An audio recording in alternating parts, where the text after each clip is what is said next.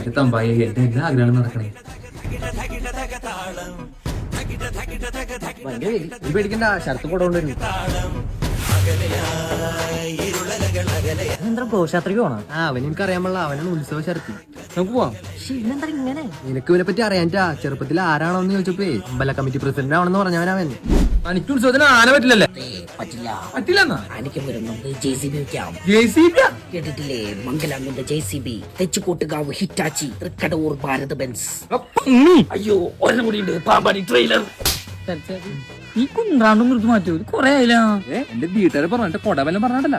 നമ്മളാരും വീട്ടിലായിരുന്നു. നീ എന്തായാലും വീട്ടിൽ ഒന്ന് ചോദിക്കണം. നാളെ ഞാൻ വരില്ല, നാളെ തൃശ്ശൂർ പൂരമുണ്ട്. തൃശ്ശൂരിന്റെ പൂ എനിക്ക് ഞാനാണോ വലുത് അതോ പൂരാണോ വലുത്? നീ പോയ വേറെ പെണ്ണെ കിട്ടും, പക്ഷെ പൂരം പോലെ അടുത്ത കൊല്ലുള്ളൂ. നിങ്ങളുടെ അടുത്ത് പൂരം എന്നാ? ശരി വെച്ചിട്ടാ